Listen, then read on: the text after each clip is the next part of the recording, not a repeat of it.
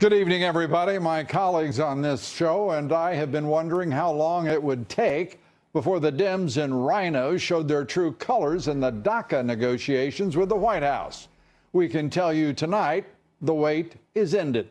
It took until today, 1 week exactly, for the Dems and Rhinos to overreach and to misjudge how much President Trump would put up with in the name of bipartisan bargaining.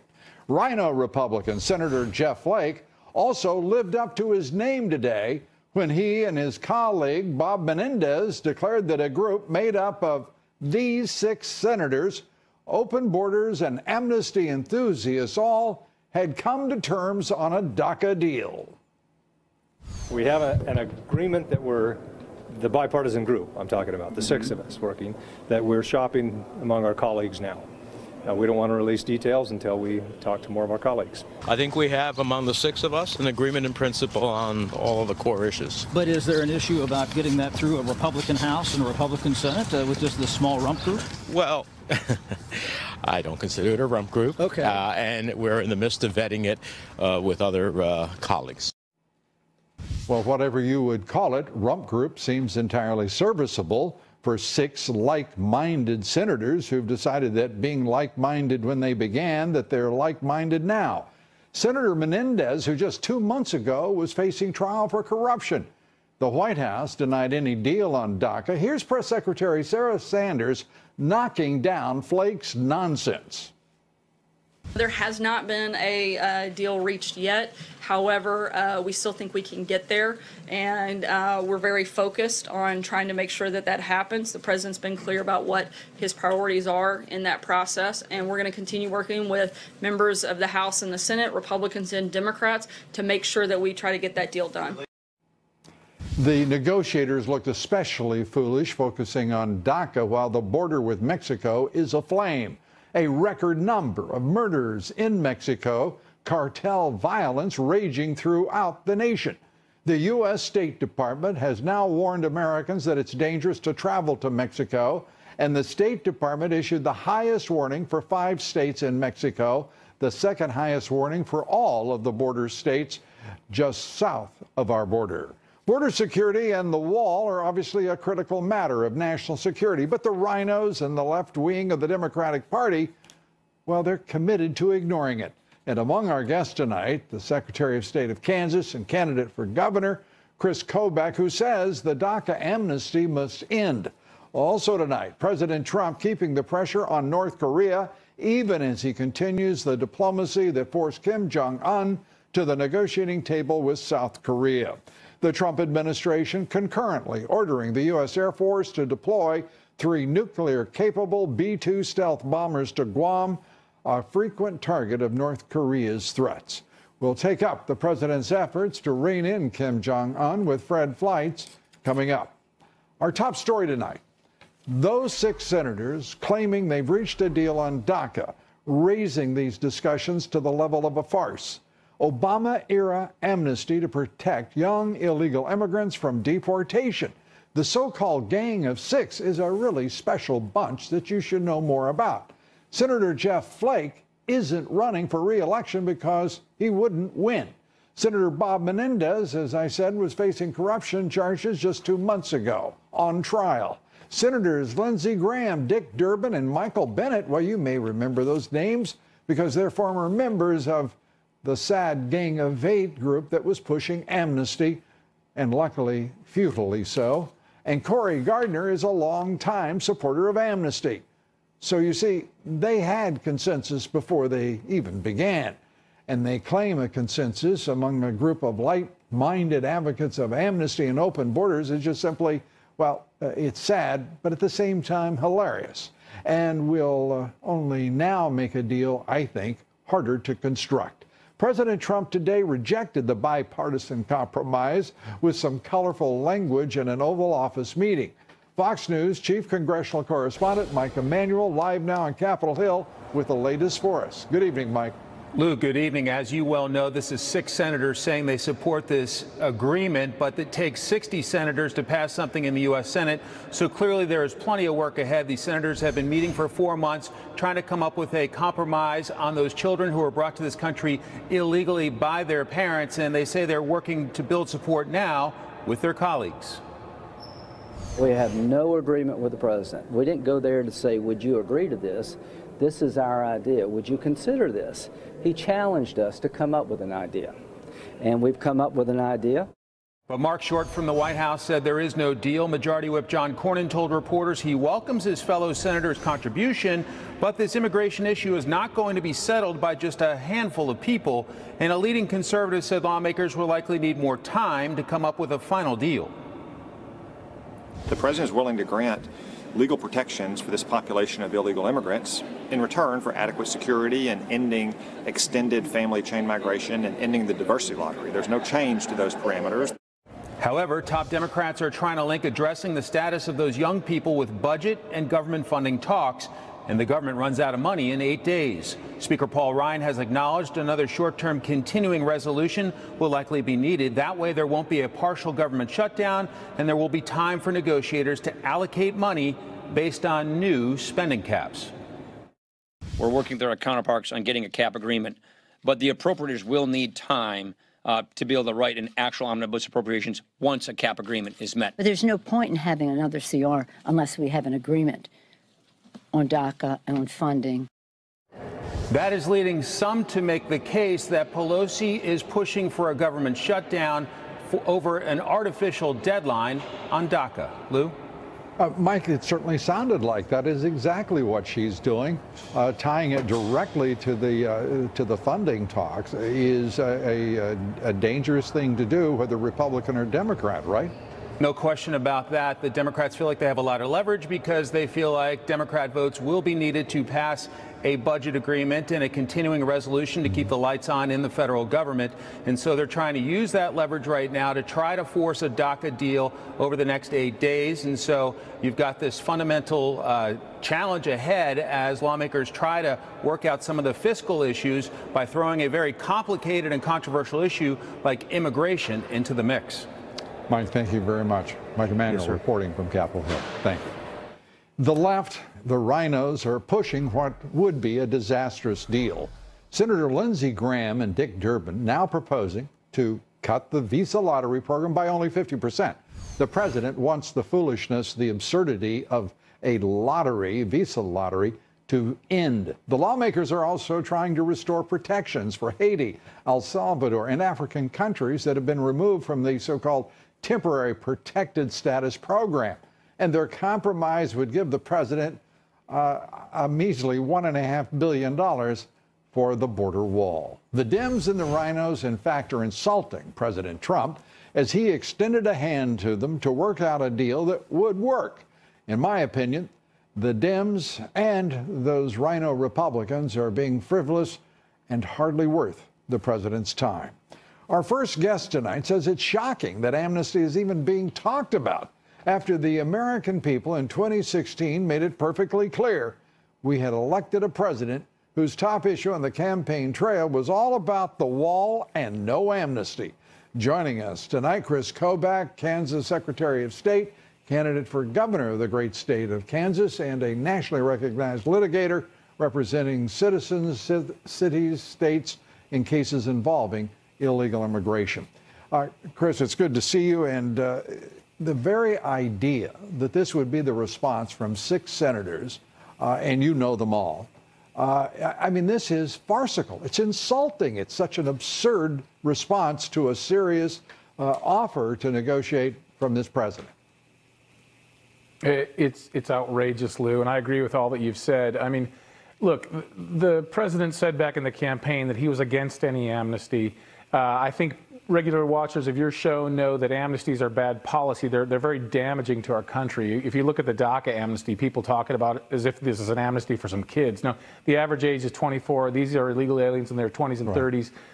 We would be legalizing almost 1 million of them to compete against our kids. And our Americans in that age group have a 9% unemployment rate, and the underemployment rate, that is people who don't have a full-time job or have no job at all, is 34% for those in that age group who lack a college education, which is 2/3 of them. So our kids, our Americans in that age group are struggling. And to legalize this contingent of DACA aliens to compete against our own is bad policy. So we would only consider that. I would only consider that. And you've never heard me say I've ever would think an amnesty would be okay. If it was guaranteed, if that's all it was, no additional bells and whistles on that amnesty. Right. But there were a lot of law enforcement things to counterbalance it. And I think in addition to what the president mentioned on the Tuesday meeting, you've also got to have mandatory E-Verify nationwide, which is basically what the Goodlatte bill does. It does the three things the president asked for plus E-Verify. If you do all that, yeah, then maybe we could stomach the bad policy of an amnesty. Well, the president, to his great credit, brought in Bob Goodlatte, the chairman of the Judiciary Committee, author of the bill that you referenced, and Senator Tom Cotton. But against the backdrop of those 6 senators, I cannot tell you how disturbing it is that they would try to run a game so insulting to the President of the United States, whether it's his name is Obama, Bush, or Trump. That's an insult to the office. It is disgusting that they would even play that kind of game. Yeah, the starting position should be what the president laid out at that extraordinary Tuesday meeting. It should, for these 6 guys to go off and say, hey, we'll take a souped-up DACA amnesty with a bunch of additional amnesties tacked on, and we'll give you a tiny morsel, Mr. President, of what you asked for. It is insulting, and it just kind of shows how far off to the left these individuals are. And Dianne Feinstein sitting across from the president last Thursday, saying suddenly, well, you know, Mr. President, we got a great deal for you. We'll take a clean DACA bill, giving us the left and the establishment right, everything that we've asked for, plus we'll give you comprehensive immigration reform, which is what the same group have demanded for the past 12 years. I mean, it's just extraordinary.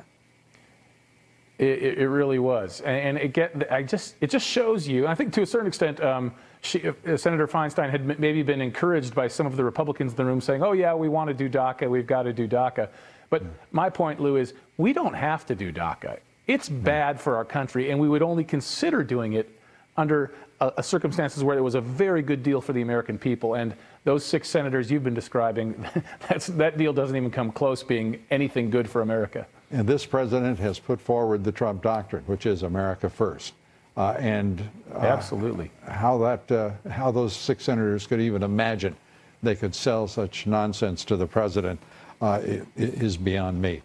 Chris Kobach, as always, good to see you. Thank you. Great to see you, Lou. We're coming right back. Much more straight ahead. Stay with us. Walmart is boosting its minimum wage and handing out bonuses. And who made that possible? President Trump. Walmart is the latest company to make such an announcement, directly result of the Tax Cuts Act. And they join over 130 other companies across the nation who have already given such relief. We take up the soaring economy under this president with Ed Rollins. And 2 days after rivers of mud wreaked havoc on Southern California, rescuers are still searching for survivors. We'll have a full update on the devastating toll of the deadly mudslides here next. Stay with us. On the next The Trump administration today announced it will now open the door for states to impose work requirements for recipients of Medicaid. Medicaid enrollment for the runaway welfare program has soared to 75 million people. Almost 1 out of every 5 Americans is on Medicaid. Medicaid is spending 30% of all state budgets. The number of working age, able-bodied adults on the program has now quadrupled since 2000, 28 million people. And the fiscal cost of illegal immigration not doing much better, crushing taxpayers as well. Each year, shelling out approximately $135 billion to cover the costs incurred as a result of illegal immigration, amounting to a tax burden of approximately $8,000 for each illegal immigrant. California Senator Dianne Feinstein offering up one of the weakest rationalizations, explanations, ever for endangering a congressional investigation, saying that she leaked the transcripts of Fusion GPS founder Glenn Simpson's testimony behind closed doors without the approval of the Senate Judiciary Committee Chairman Chuck Grassley for a very simple reason. She wasn't feeling well. The one regret I have is that I should have spoken with Senator Grassley before. And I don't make an excuse, but I've had a bad cold, and maybe that slowed down my mental facilities a little bit. Joining us tonight, former Reagan political director, Fox business contributor, Ed Rollins. Ed, great to have you with us. Let's turn to Dianne Feinstein. I've got to tell you, after looking at the transcript, I'm glad she did it, to be honest. I think entirely too much of all of this investigation into the nonsense has been behind closed doors. The American people need to demand that every chairman turn over whatever the heck they've got. I couldn't agree more. I mean, I think the whole premise of having hearings that are open to the public is to let voters know what's actually going on. And so much of these things have been behind closed doors, witnesses behind closed doors. You know, once in a great while, there's some confidential information that you don't want to have disclosed, but not the general premise of all these hearings. Dianne Feinstein is going to see her cold and her inability to pass on and ask the permission of the chairman in advertising this year when she runs again for re-election. I can guarantee you that. It's about the weakest excuse I've ever seen. I had a cold, so I couldn't. And she'd been the chairman of the committee, so she knows how important it is for the chairman and her. Well, let's be honest. She wasn't really very much of a chairman. I mean, for crying out loud, John Brennan, then the head of the CIA, under President Obama, spied on the Senate Intelligence Committee, chaired by Senator Feinstein. She didn't do a thing about it. I didn't say she was a good chairman. I simply stated she was the chairman, so she understands the rules and the regulations. I took it a little farther. Yes, you took it correctly. As I often do. Further, yes. Often do. Let's go to this bull with these 6 senators, 3 rhinos, and 3 left-wingers. And the next thing you know, they've reached consensus on, of all things, illegal immigration and specifically DACA, and had the effrontery to stand before cameras and talk about Menendez and Flake, about what a great accomplishment they had made. Well, for the 2 of them to agree, I'm sure that's great. You just need 60 more, or at least 58 more members to go along with them, which I don't see that happening. Yeah, I think to a certain extent, this whole gang of 8, gang of 6, whatever, we need to get back to let committees run their committees. Chairmen need to run the committees. They need to basically come up with a comprehensive bill. You don't like the word comprehensive, but the comprehensive to me means security and immigration reform. Well, let's talk about comprehensive, because comprehensive, it's also important to talk about the sequence of whatever is in that comprehensive. Security first. Where in the, I mean, the president is not saying build the wall first. He's saying give us the funding for it. Their first installment on that came back at another $1.5 billion. The only problem with all those things, a lot of promises get made, and especially when you're dealing with money. And they're lying through their teeth. And it never happens. You know, I mean, I've watched this immigration battle before, in which a lot of money was allocated, never got spent. And I think to a certain extent, we need the guarantee that this border is going to be secure, more secure than it is today. And I think the president and his people have done an extremely effective job of reducing the numbers of illegals coming across. By the way, that has reversed itself. We are now seeing those levels back to Obama-era numbers. And at the same time, Mexico, which is the source of most of the methamphetamines, marijuana, cocaine, and heroin that enter this country. And this president, to his credit, the law and order presidential candidate and the man who has brought the opioid crisis to attention on the campaign trail, I mean, it is the border with Mexico, as I said earlier, is aflame. It is filled with violence, corruption, and they're talking about so-called dreamers. Well, there's a war going on that border, and there's been more people killed on the other side of that border in the last couple of years than was killed in the whole Vietnam War. So, I mean, I think the wall is important. I think the security is more important than anything else. Then how do you explain they're talking about DACA?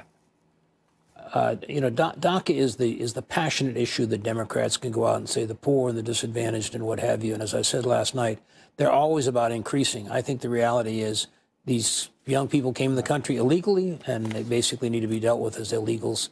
And they may benefit long term, but short term, they need to be treated like everybody else. Ed Rollins, as always, good to see you. Thanks. Be sure to vote in our poll tonight. The question is, do you believe it's time for Paul Ryan and Mitch McConnell to pivot to border security after the State Department issues a travel warning for Mexico because of runaway violence, murder, and the cartels? Cast your vote on Twitter at Lou Dobbs. Follow me on Twitter at Lou Dobbs. Like me on Facebook. Follow me on Instagram at Lou Dobbs Tonight. Rescue efforts continue in Southern California, where 17 people were killed. 8 are now missing following a series of deadly mudslides. A driver in Burbank was caught on video driving for his life, trying to outrun that rushing river of mud and debris running down a local street. On Wall Street, stocks closed at record highs. The Dow surging 206 points to a new record. The S&P also at a new record, up 19. The Nasdaq up 58 points. All 3 indexes at record highs. Volume on the big board today picking up to 3.6 billion shares. Walmart, the country's biggest employer, raising its minimum wage and giving employees bonuses, all because of the Trump tax overhaul. Walmart, one of more than 130 companies giving bonuses or increased benefits since the tax reform bill passed. And a reminder to listen to my reports 3 times a day, coast to coast on the Salem Radio Network. Up next, President Trump prays for transparency and openness. Congress, however, isn't following his lead. No. They're getting too cute by half, as they say. I'll take it up next to my commentary. We'll be right back. A few thoughts now on the strange nature of this Republican-led House and Senate. Lawmakers delivering a big victory for the president and the American people on tax reform, but it was legislation crafted largely behind closed doors. Futile congressional efforts to repeal and replace Obamacare took about 10 days of public activity. Didn't work. Of course, McConnell in the end just didn't deliver. On the reauthorization of FISA, Congress held a couple of meetings, one of which was completely derailed about questions about the Comey firing and the Russia collusion probe. As for DACA, just one hearing. And believe me, not a single lawmaker from either party was listening to anyone but the lobbyists and their donors. Compare that to the president's bipartisan meeting at the White House on immigration, border security, and DACA a week ago. A meeting that lasted 55 minutes and unfolded on camera.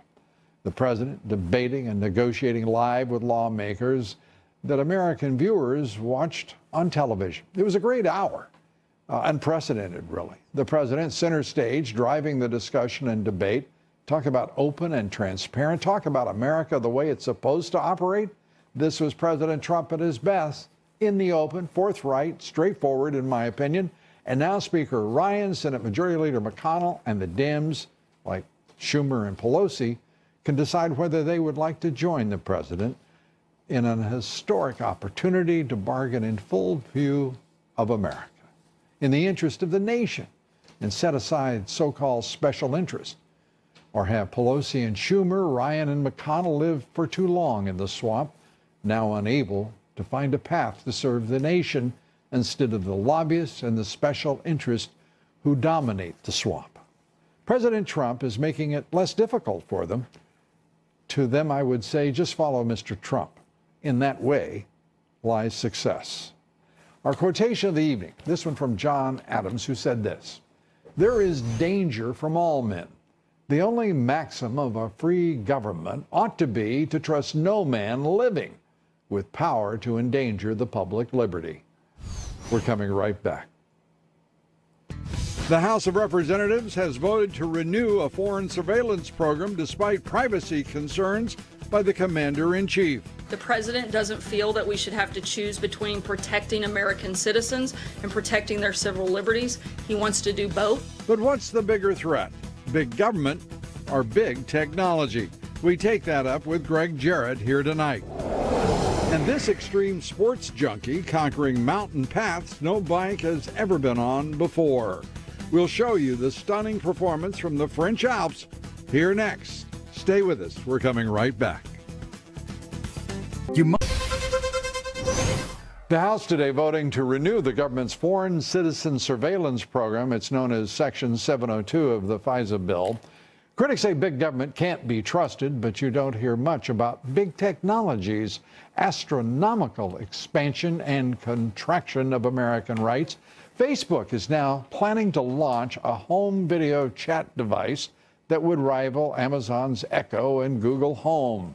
And Congress doesn't get a vote on how it works or whether a smartphone, smart TV, a smart appliance, or a dumb one that is part of the Internet of Things gets converted into a surveillance device, a device surveilling you and me. Well, joining us now to take up all that is going on in the nation's capital, Fox News legal analyst Greg Jarrett. Good to see you. Good to see you. Let's start with FISA. Big victory for the renewal, despite what we see as a trampling, obvious trampling of citizen rights. You can always count on the government, and especially the FBI and the Department of Justice, to break the rules and abuse their rights and Americans' rights. Look, it's a necessary evil. I was afraid that would be the second thing you said. It's a necessary evil to spy on radical Islamic terrorists. Right. The problem is that people at the FBI and the DOJ and elsewhere in the intelligence community abuse it, and they start spying on Americans, and they start unmasking names illegally, and they get away with it because they're very secretive about it. And Jeff Sessions and his Department of Justice are feckless and do nothing about it. Yeah. And we do nothing about it, and we allow our elected officials to do nothing about it. I don't want to harp on this, but the reality is it's why we are watching Congress and the Senate slow roll the collusion, the Russia collusion investigations. It's why they are behind closed doors, no other reason, rather than letting the American public see what's going on and what they did.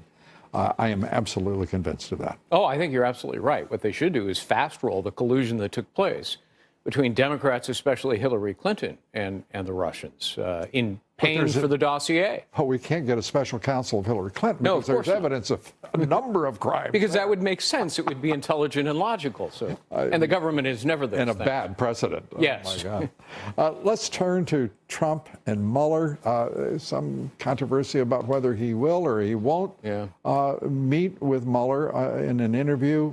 Your thoughts? Well, as a lawyer, you know, you always tell your client, never talk to anybody but me, the lawyer. Trump did say that he had nothing to hide. He said this several months ago, and he'd be happy to give a full statement to Mueller. Right. But if I were to advise him, if I were his lawyer, I'd say, keep your mouth shut and just talk to me. You'll end up like Bill Clinton, who was forced to talk by the independent counsel pursuant to a grand jury subpoena. And he did so, and he got himself in a world of trouble for lying, which ended up in an impeachment. No, you're exactly right, I think in both history and law, in your counsel.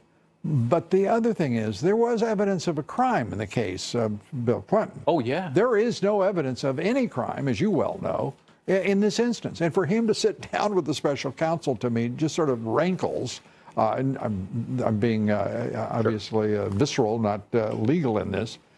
I just can't imagine sitting down with the special counsel when you've done not a damn thing wrong, or nor have you any evidence, or does he have any evidence, Mueller, of a crime? There's no evidence of Trump-Russian collusion, but what you would worry about, I would worry about as a lawyer, is an obstruction entrapment by Mueller during the course of such an interview. Began asking him, well, why did you really ask the FBI Director James Comey about going easy on Flynn? What did you really mean when you sat down with Lester Holt and began talking about the firing of James Comey? Was it for a reason other than your constitutional duty of doing so? Were you trying to obstruct an investigation? I mean, it's not obstruction to do what the president did in firing Comey. You're saying this just to make sure that we all agree with your position in counseling the president, aren't you? I mean, it's horrifying to think about what could happen there. Yeah, he could fall into a trap, and Mueller is devious enough, especially Andrew Weissman, who is his top prosecutor, is untrustworthy. He is abusive. He weaponizes the law and tries to gain convictions in the absence of evidence and the law. And that's the guy I don't trust the most. Rick Jarrett, we trust you. Thanks so much. Great to see you. Appreciate it. Please roll the video now and watch as this mountain biker rides up the French Alps before he picks up his bike and then climbs to the top. Of course you would. He then ends the adventure with a breathtaking, heart-stopping bike ride, oh yes, down the mountain. Now this just isn't right in any way, shape, fashion. This makes me feel somewhat cowardly, and I don't like that kind of video. But so much of our video does exactly that. Up next, the military deploying bombers near North Korea as President Trump offers some new words for Kim Jong-un. Fred Fleitz joins us to take up the tensions with North Korea and how it may be that we salve those tensions. We'll be right back.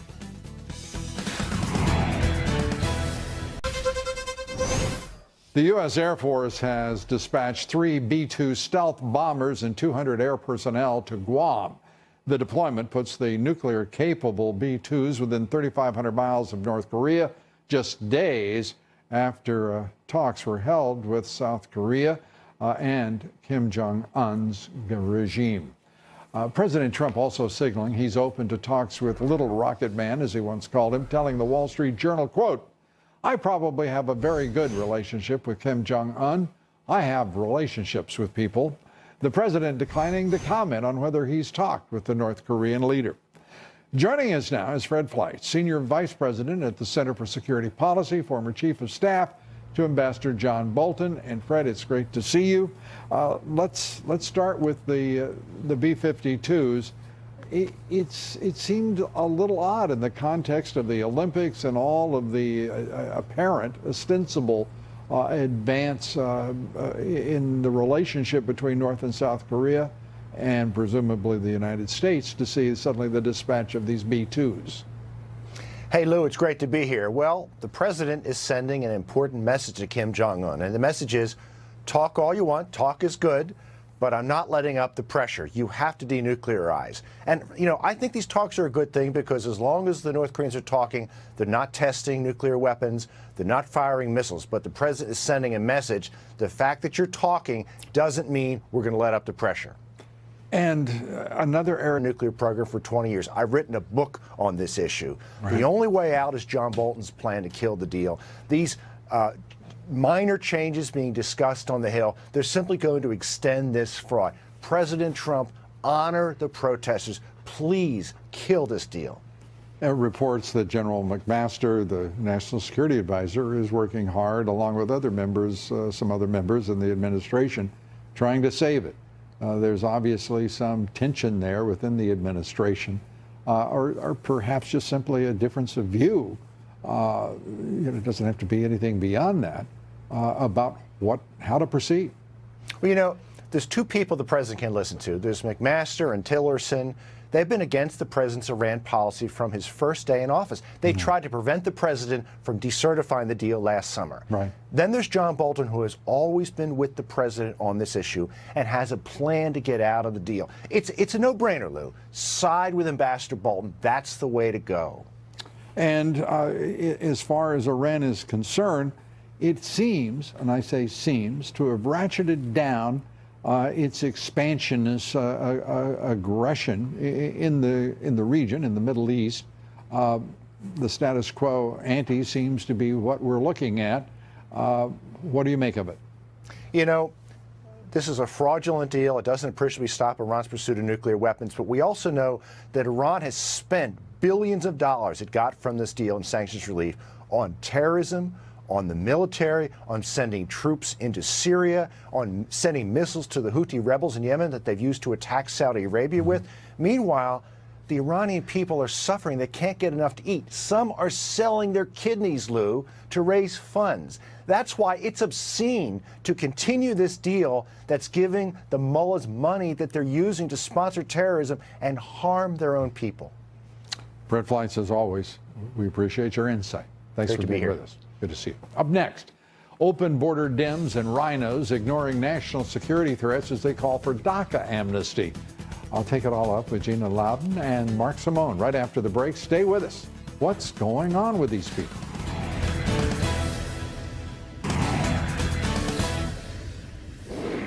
In our online poll, we asked, do you believe the future of DACA should be in the hands of President Trump and Congress, not activist left-wing judges? 97% of you say yes. Well, the State Department issuing strict do not travel advisories for American citizens thinking of going to Mexico, putting out that warning because of the high crime rates, the violent cartel activity. These 5 states, one of which shares a border with the United States, now elevated to level 4 status, the highest level of threat. Wars between rival drug cartels making many of these areas just simply battlefields in which kidnappings, carjackings, and murder are all just part of life in Mexico, and it's remarkable, utterly ignored in Washington. Joining me now, Gina Loudon. She's political analyst, member of President Trump's Media Advisory Board. Great to see you, Gina. And radio talk show host. Good to be with you, Lou.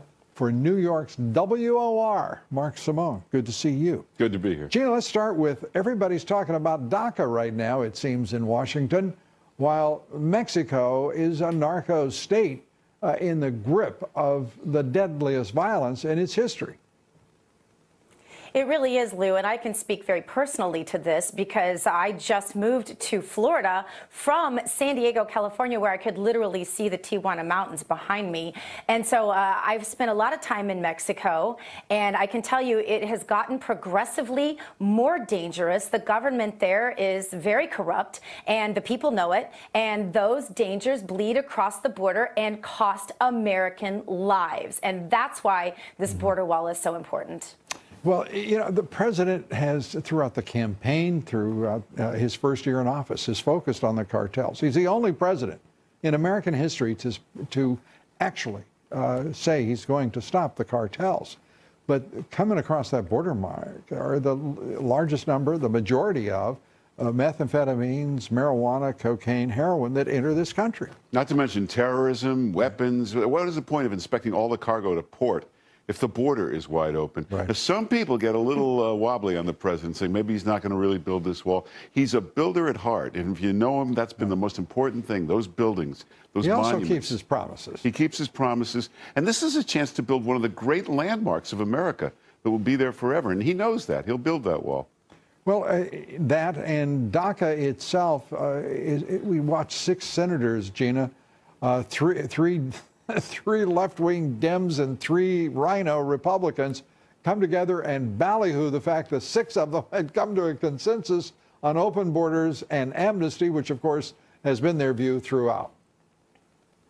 It has been their view throughout, Lou, and you spell it out so well. They've muddied the issue so much. You know, there is a difference between immigration and illegal immigration, but the waters they're muddying now, the way they're trying to confuse the public, is by not making any distinction between DACA and the Dreamers. There's a big distinction. DACA involves about 700,000 people, right? Those are people we know who are deferred, who came here as children. They're adults now, but they came here as children. And Dreamers is anyone who dreams, yes, and registered, very important distinction. Dreamers is anyone who dreams of getting free stuff from taxpayers in America. That could involve tens of millions of people, Lou. This is not the same thing as DACA, and we need to make sure and make those distinctions. The president's absolutely right on this. We got to stop using the word dreamer. A dreamer is somebody still in their country, waiting in line, trying to get here. Right. Somebody that's already here illegally is not a dreamer. They've gotten here.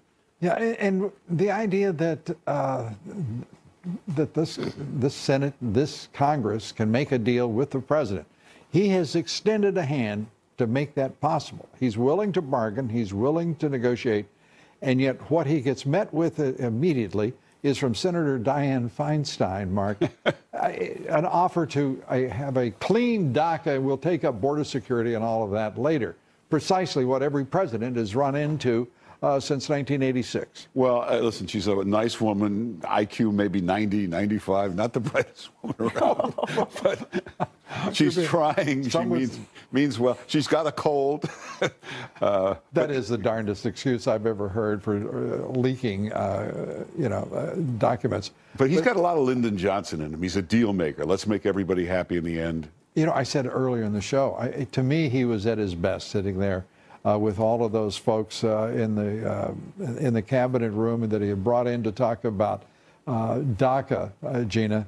and he was in the center ring of the circus that unfolded before cameras, talking issues, negotiating. We haven't seen that of our Congress or our Senate, which is too bad.